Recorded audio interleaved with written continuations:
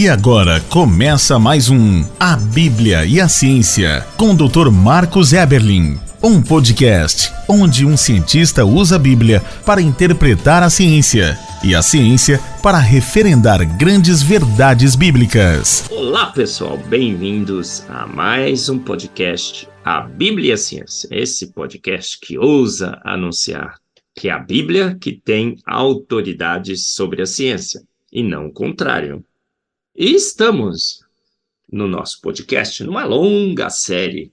Por que a série é longa? Porque temos muitos e muitos exemplos. Estamos atolados, abarrotados, afogados em evidências que transpiram da obra de Deus, tudo que Ele criou nos céus, na terra e no mar, que deixam claro que foi a mão do Senhor que fez todas essas coisas. Assinaturas claras de Deus.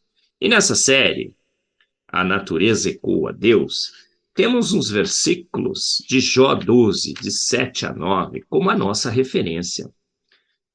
A Bíblia é sensacional em vários aspectos.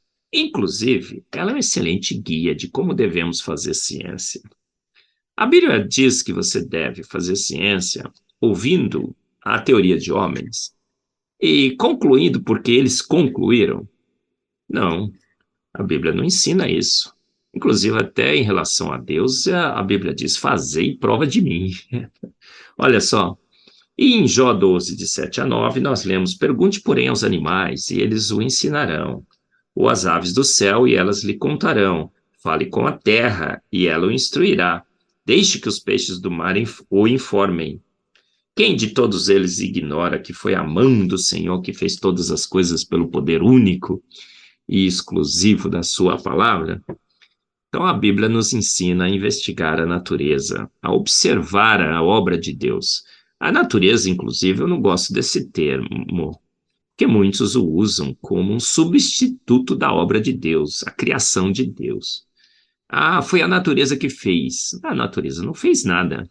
A natureza é fruto de uma causa, é produto de um grande arquiteto, de um grande cientista, de um ser de extremo poder, sabedoria, onipotência, onisciência, onipresença, um ser exibido, exagerado, bastante bem-humorado, o nosso grande Deus.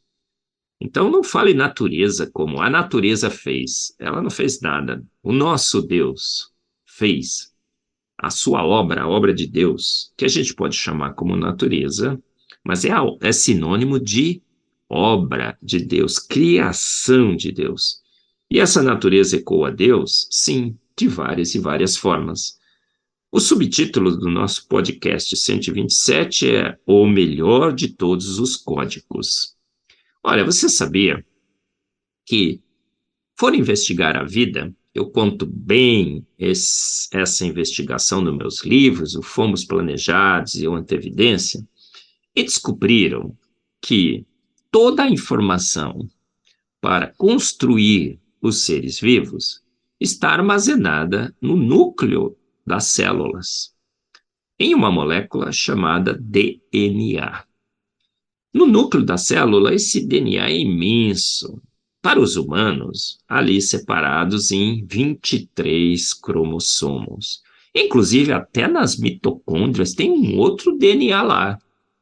Mas não falarei sobre ele especificamente nesse podcast, que já falei sobre ele em outros e falarei em próximos podcasts, que esse DNA é sensacional, que levou à descoberta da Eva mitocondrial. Mas no núcleo das nossas células, nós temos essa molécula sensacional, o DNA. 3,2 bilhões de pares de bases, 2 metros de comprimento se você esticá-la toda.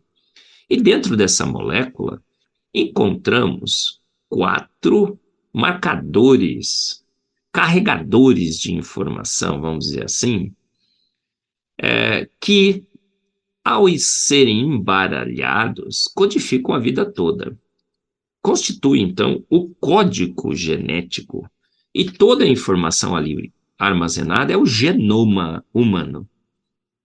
As 4 moléculas é a TGC, a sigla que elas têm, são bases nitrogenadas, heterocíclicas, aromáticas. Então, para o químico é fantástico essas moléculas, muito estáveis, absolutamente sábias, inteligentes, sabiamente escolhidas, construídas, inteligentemente selecionadas. E essas 4 bases, então, fazem o código da vida, o código 4x3. Embaralhadas essas 4 bases de 3 a 3, elas codificam os aminoácidos, que são os blocos fundamentais das nossas proteínas. Então, nós temos ali toda a informação necessária para construir os mais de 5 milhões de proteínas que circulam pelo corpo de um humano. Olha só. E como é que essa informação está arquitetada? Olha, de 3 em 3, elas codificam um aminoácido. E são 4 bases. 4 bases conectadas 3 a 3, você teria 64 combinações diferentes. Mas são só 20 aminoácidos. Então, nós temos ali também um fenômeno que é chamado de redundância genética. Diferentes combinações codificam o mesmo aminoácido. Acharam que isso era um exagero da evolução. Descobrimos que não, mais uma obra sensacional desse grande engenheiro da vida, porque redundância é coisa de engenheiro. Engenheiro não faz um caminho só, porque se esse caminho for bloqueado, você precisa de outros. Então, você precisa de redundância. Então, várias combinações, que são chamadas de códon, codificam para o mesmo aminoácido, e que descobrimos hoje que é uma estratégia sensacional de minimização dos efeitos das mutações deletérias que às vezes agem sobre esse código. O código, ele é lido da direita para a esquerda, como você estivesse lendo um texto num livro, escrito por letras do alfabeto? Não. Você lê esse código da direita para a esquerda, da esquerda para a direita, você pula uma letrinha, está lá outra informação escrita, codificada, você embaralha essa informação. Então, são várias estratégias que a vida usa para ler aquela informação lá. É o que a gente chama de overlapping genético, splicing alternativo, modificações pós-traducionais e todos esses termos complicados. Mas tudo isso se resume numa única conclusão: um ser de extrema inteligência, um programador absolutamente inteligente, insano na sua capacidade de programar, estabeleceu dentro das nossas células um hard disk, um software está ali dentro, que armazena todas as informações de como que os organismos vivos devem ser construídos. E olha, a informação também está zipada, encriptada. Por quê? Porque descobrimos que, por exemplo, que no DNA humano são 20 mil genes, 20 mil pacotes de informação que chamamos de gene. Mas com 20 mil frases, pense assim, parágrafos de informação, nós conseguimos sintetizar mais de 5 milhões de proteínas. Significa que aquele mesmo parágrafo não tem um único significado, depende de como você lê. Imagina, você lê um parágrafo, a natureza ecoa a Deus, o melhor de todos os códigos, que é o título do nosso podcast. Mas se você pular uma letrinha, você fala, opa, tem outra mensagem aqui. Deus é poderoso.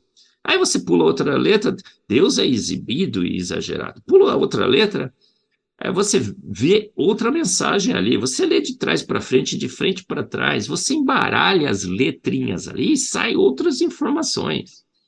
Percebeu a complicação? Então é como a palavra que eu uso no meu livro Fomos Planejados, amarelo. Na palavra amarelo, você tem outras palavras lá escritas. Olha, depende, se você colocar marcador, você vai ver que você tem ar, amar, elo. Então, é exatamente assim que o código genético funciona. A palavra amor, né? Se você lê ao contrário, Roma. E numa palavrinha pequenininha, mas isso, olha, em 1.000, 2.000, 3.000, 4.000 letras do código genético a gente percebe. De fato, a natureza ecoa Deus. Pergunte ao código genético que está dentro das suas células, no núcleo da sua célula, no DNA celular, nuclear e mitocondrial. Quem, após observar essa molécula, duvidaria que foi a mão do Senhor que fez todas as coisas? Mais uma grande verdade da palavra de Deus, confirmada pela ciência. Você ouviu mais um A Bíblia e a Ciência, com o Dr. Marcos Eberlin, um podcast onde a Bíblia e a ciência bem interpretados concordam plenamente. Conheça mais acessando agora o Instagram do Dr. Marcos Eberlin, instagram.com/Marcos Eberlin, e a Coval Press, www.covalpress.com. Se você deseja ouvir os demais episódios, acesse agora a nossa plataforma www.rede316.com.br e conheça mais.